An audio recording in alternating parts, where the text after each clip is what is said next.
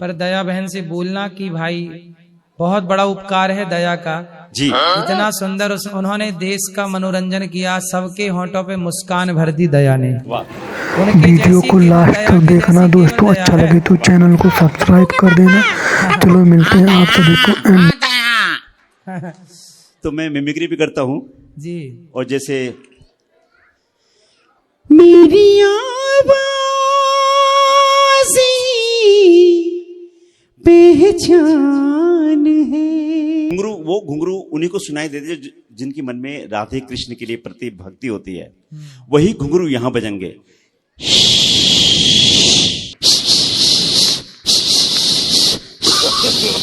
No no no no. अब जैसे ही बांके बिहारी के पैरों में घुंघरू बजे तो राधिका कैसे आई? राधा ढूंढ रही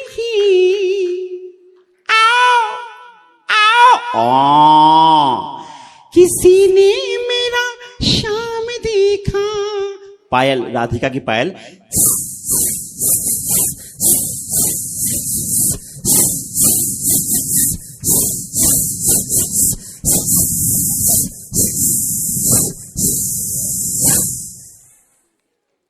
भाई और बहनों, ठंडे ठंडे पानी से नहाना चाहिए और आज गुरुजी के लिए जोरदार ताली बजाना चाहिए,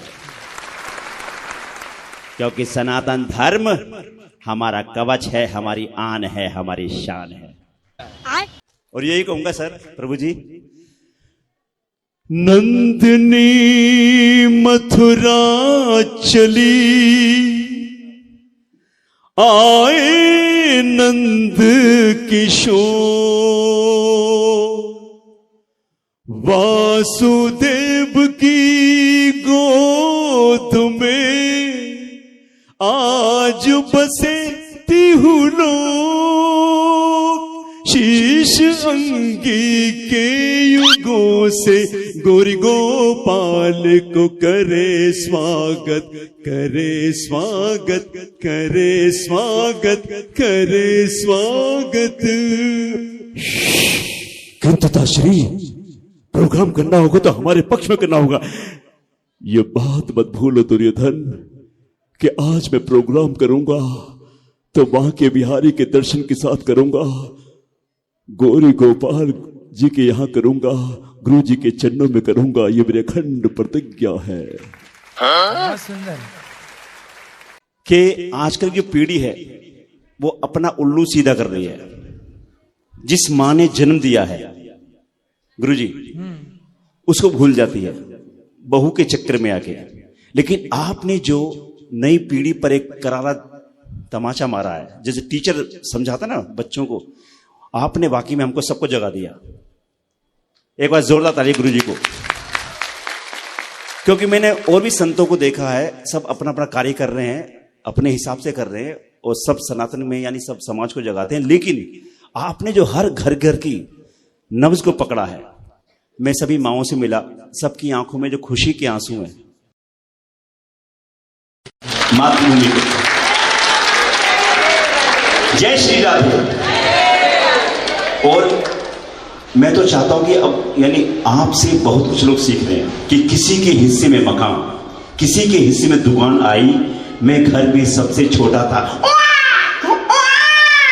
मेरे हिस्से में मेरी मां आई। अब आइए ऐसे करते काम करते हैं। मैं फ्रीलांसर हूँ, उसमें मैं परमानेंट नहीं हूँ। जैसे सीआईडी हुआ, क्राइम पेट्रोल हुआ, भाभी जी घर पे सीरियल हुआ, तो सीआईडी में भी आप काम करते हो? कई टीवी शो में काम किया है मैंने। अभी हब्बू सिंह में आया था, कई फिल्मों में। लेकिन आप आशीर्वाद दी कि अभी इसके माध्यम से, अपने इस मंच के माध्यम से, और आपका सबका आशीर्वाद लेना है। बिल्कुल, भगवान आपको खूब सफल बनाए, सुखी रहे, सबको खुश रहे। बाकी तो यानी मैं कई आवाजें निकालता हूँ, अरे भाई मैंने कहा बोलो राधे राधे, वासुदेव जी की। बहुत ये भी कला है, सबकी आवाज निकालने का। अच्छा, लेकिन आपको प्रॉमिस करना होगा कि मैं अपनी कला के माध्यम से वीडियो को पूरा देखने के लिए धन्यवाद। आप सभी खुश रहिए। राधे राधे दोस्तों। ये मेरा सौभाग्य होगा। गुरुजी एक्चुअली ना मेरी फैमिली में थोड़ा सा काफ़ी सालों से ना ऐसा हो रहा है कि पहले मेरे भैया ख़त्म हो गए, उसके बाद अभी प्रेजेंट टाइम पे मेरी मम्मी ख़त्म हो गई। मतलब एक चीज़ नहीं समझ में आता है, अगर भगवान है तो मतलब इस तरीके से क्यों कि मतलब मेरे ही फैमिली में मेरे 2 ब्रदर थे, मेरी 2 मम्मी थी, मतलब मेरी मम्मी थी, मेरे 2 ब्रदर थे, एक ही मम्मी थी। फिर अभी 2 साल पहले मेरे छोटे वाले भाई खत्म हुए, उसके बाद फिर मतलब ऐसा फील ही नहीं आता है कि मतलब भगवान है इस टाइम पे। मतलब आप चाहते हैं कि कोई की मृत्यु ना हो। बात वो नहीं है, बात ये होती है मतलब एक टाइम होता है किसी के जाने का। ठीक है आपकी बात। मृत्यु लोक है। आप जिस धरती पे खड़ी हो, इस धरती का नाम क्या है? मृत्यु लोक। हर व्यक्ति अपनी उम्र लेके पैदा होता है, जितना उसको ईश्वर ने टाइम दिया है रहता है और फिर उसको बुला लेता है अपने पास। सही है, दुख का पहाड़ है ये। माँ भी चली गई, भाई भी चला गया, पिता क्या करते हैं? कुछ नहीं, अभी करीब 1 साल पहले उनका भी एक्सीडेंट हुआ था, तो उस टाइम पे उनको थोड़ा सा मेजर था, तो इसकी वजह से उनके पैर में दिक्कत है, तो चल नहीं पाते। पहले उनका बिजनेस था, अभी नहीं है। बट आप जो चीज़ें बोलते हो मुझे ना उस चीज़ पे है यकीन है, बट ऐसा ना जब से मेरी मम्मी गई है ना तो मतलब ऐसा लगता है कि दुनिया में कोई चीज़ है ही नहीं। ठीक है, आप ये मान लो कुछ नहीं है, तो ये मान के भी क्या पाओगी? कुछ नहीं पाएंगे, बस एक क्वेश्चन था मन में, ये चीज़ चल रही थी। क्या क्वेश्चन है कि ईश्वर है कि नहीं? नहीं, ये तो है कि नहीं वाला क्वेश्चन है ही नहीं। मेरा तो ये क्लियर है कि नहीं है, क्योंकि आप इस चीज़ को मान लीजिए, एक ही फैमिली, इतनी बड़ी दुनिया में एक ही फैमिली के ऊपर इतनी सारी चीज़ें। क्यों? अभी जो प्लेन हादसा हुआ उसमें तो उसके माता पिता 2 बच्चे थे, चारों एक्सपायर हो गए। खाई में गिर गई, उसमें 10 लोगों की मृत्यु हो गई। परिवार तो रहा ही होगा उसमें। बेटा ये मृत्यु लोक है, मैं भी एक दिन मरूंगा, आप भी एक दिन मरेंगे, सबको मरना है। जब केदारनाथ में 2012 में केदारनाथ में 2013 में जब केदारनाथ में आया, वहाँ पे पानी इत्यादि का, तो बहुत लोग मारे गए थे। भाई ये मृत्यु लोक है बेटा, मैं आपके दुख से सहमत हूँ कि दुख बहुत बड़ा है, लेकिन आप अपने दुख को लेकर ये सोचें कि नहीं ईश्वर तो है ही नहीं। चलो आप मान लो कि ईश्वर नहीं है, तो ईश्वर नहीं है ये मान के आपको क्या प्राप्त होना है, और ईश्वर है ये मान के नुकसान क्या है? चलो आप सारी जिंदगी यही मानो कि ईश्वर नहीं है। ईश्वर नहीं होता तो ये बताओ कि आपकी माँ फिर चली कहाँ गई? ये बताओ, मरने के बाद आदमी कहाँ जाता है? आप अपने दिमाग से बताओ, कहाँ जाता है मरने के बाद? जहाँ तक अभी तक मैंने सुना है यही कहा जाता है कि मतलब कि भगवान के पास चले गए। अब तो ऐसा। और आपकी माँ आई कहाँ से थी? वहीं से। कहाँ से?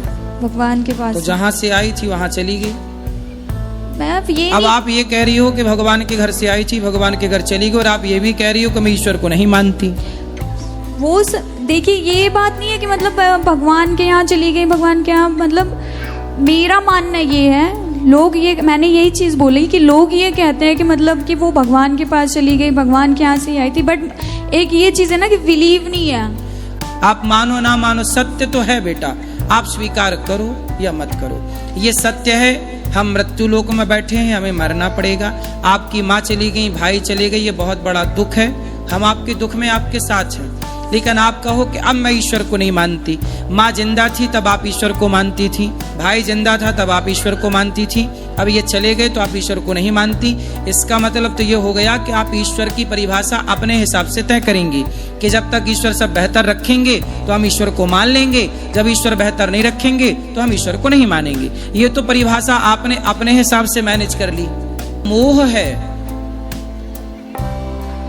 आपने ही जबरदस्ती पकड़ रखा था, जबकि ये संसार ऐसा है, मृत्यु इतनी निर्दयी है कि वो ये नहीं देखती कि ये माँ है कि बच्चे हैं कि बूढ़े हैं कि जवान है। इसलिए बेटा हमें रहना तो संसार में ही है, इसलिए संसार के नियमों का उल्लंघन नहीं कर सकते। संसार में नियम ये है कि ये सृष्टि चल रही है। आपने घड़ी पहनी है तो उसे किसी ने बनाया होगा तब तो आपने पहनी, कोई बनाने वाला होता ही नहीं तो आप घड़ी कैसे पहनती। आपने जो टी शर्ट पहनी है इसे किसी ने बनाया है कि बिना बनाए बन गई?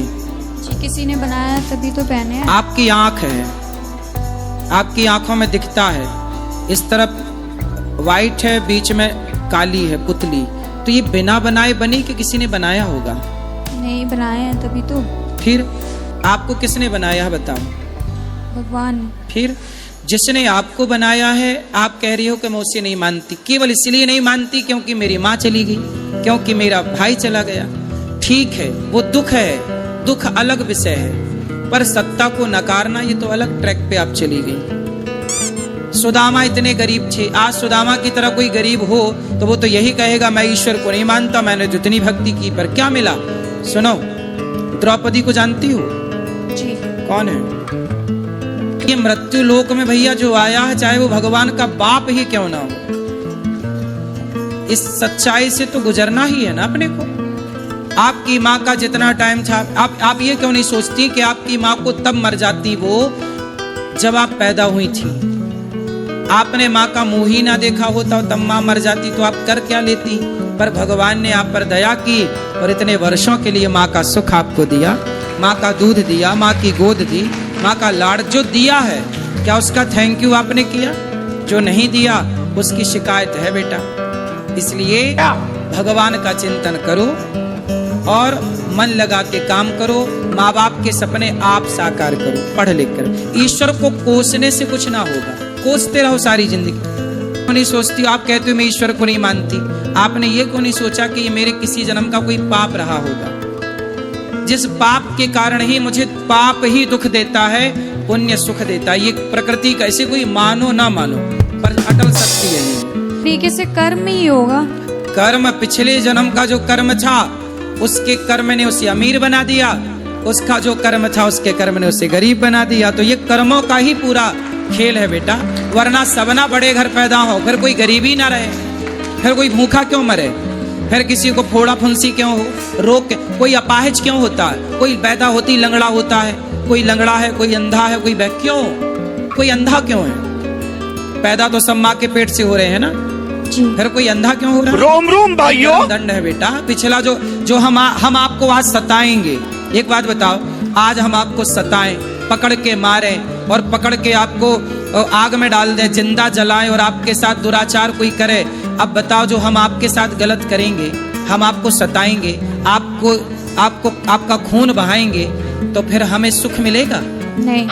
फिर यही सत्य है बेटा, आप सही चली गई। अब यही सत्य है कि किसी की माँ जब हम किसी से छीन लेते हैं तो हमसे भी हमारी माँ ईश्वर छीन लेते हैं। जब आप किसी से किसी का बेटा छीन लेते हैं तो ईश्वर आपसे आपका बेटा छीन लेते हैं। ये तो प्रकृति है साहब, गोल है, लौट के आएगा, आज नहीं तो कल आएगा। अगर स्त्री का अपमान हो तो स्त्री क्या करे? अपमान हो बोल रहे हैं, गलत हो, गलत है सब बोल रहे। आए हैं पति? हम अकेले हैं। पति नहीं आए, तो विवाह कब हुआ आपका? 8 साल हुए। बच्चे हैं? 2 लेके आए, एक मम्मी क्या छड़ा है। तो पति क्या करते हैं आपके? दारू जुआ कमाते हैं, दारू जुआ खेलते हैं और खेती भी बेच डाले। कितनी खेती बेच डाली? 5 बीघा भी है, पहले बेच डाले थे ना, 1-2 बीघा आबादी का। तो कितनी बीघा जमीन है? अब 3 को नहीं बचे। कुछ काम करते पैसा कमाते हैं? कमाते तो दारू जुआ खेल डालते। तो आपको लाके पैसा नहीं देते? नहीं। तो घर आपका दाल रोटी का खर्चा कैसे चलता है? वह खेती बाड़ी से थोड़ा बहुत चलता है बस। तो खेती बाड़ी आप करती हो? जी गुरु। तो आपकी खेती है? अब बच्ची नहीं तो ठेके पे लेके गेहूँ करते हैं। बच्चों के पढ़ाई लिखाई का खर्चा कैसे होता है? नहीं पढ़ने जाते हैं। अभी पढ़ने नहीं जाते, तो ये पढ़ेंगे तब इनके खाने पीने का खर्चा आप उठाती हो? जी गुरु। पति नहीं देते कुछ भी? ठीक कह रही हो। आप कहाँ से आई हो? उन्नाव जिला सभी पढ़ते हैं। अपने पति को ले आना, हम समझाएंगे उनको, शराब पी के देखो सब कुछ बर्बाद कर दिया, 8 बीघा खेत बेच डाले, इससे बड़ी मूर्खता क्या होगी। अब लड़कियां ना आ गए तो कह रहे हैं कि वो लेके किसी को भाग गई है। वो खुद गलत है, इसलिए आपको गलत कह रहे हैं। जब तक सहे स्त्री तब तक बर्दाश्त करे, ये भी तो बात है। पति इतना अत्याचार ना करे। देखो स्त्री जब तक सह पाई तो सही, अति सर्वत्र वर्जयेत, अति ना हो किसी चीज की। आपके पति ने अति की है, एक बार ले आना, बात करेंगे, समझाएंगे, साथ समझाने से मान जाए। हम घर नहीं जाने जाते, क्यों? हम यहीं रहेंगे। फिर ये बच्चों की पढ़ाई लिखाई कैसे होगी बेटा? आप पति छोड़ दोगी तो पति और बर्बाद हो जाएगा। नहीं समझाते? सास है केवल बस। तो सास नहीं समझाती? नहीं गुरुजी। क्या बोलती है सास? कह रही है उनको बातें नहीं पहले बात मानते हैं, माता की भी किसी की नहीं। हमारे माता पिता समझाते तो उनको भी गाली देता है। तो घर है आपके पति का? जी गुरुजी। घर है? जी गुरुजी। तो आप घर पे रहो, कल घर ना बेच दे। घर बेच देगा तो बेघर हो जाओगी आप, फिर बच्चों का भविष्य बिगड़ जाएगा। घर से हम इसलिए भागे हैं, कहते हैं मेरा घर बर्बाद कर दिया इसलिए हम भागा है। उसे अक्ल नहीं है, समझ नहीं है, खुद बर्बाद कर रहा हो, नाम पत्नी का लगा रहा है। किसी के नहीं नाम है। किसी के नाम पे तो होगा। घर हमारे यहाँ किसी के नाम घर नहीं, सास हमारी रहती थी इसलिए। सास के नाम पे है। हाँ। कितने आपके पति कितने भाई हैं? एक अकेले ही है। संतान को संस्कार ना दोगे तो बनी बनाई चीजें बिगाड़ देगा। अब वो 8 बीघा खेत बेच तो दिया है, क्या वो सारी जिंदगी में इतना कमा सकता है कि वो 8 बीघा खेत खरीद सके? खरीद ना पाएगा 1 बीघा, और बेच दिया 8 बीघा। इससे बड़ी मूर्खता क्या होगी। इसलिए नशा में ना पड़ो भैया। जिंदगी बर्बाद करनी है तो नशा जरूर करना चाहिए, और जिंदगी को आबाद करनी है, सुधारना है, खुशहाल जिंदगी जीना है तो नशे को दूर से हाथ जोड़ लेना चाहिए। ऐसी प्रार्थना करें हम सब कर रहे हैं, और आपके लिए क्या आपका भगवान सारा दुख दूर करें, बिहारी जी आपको कोई कष्ट ना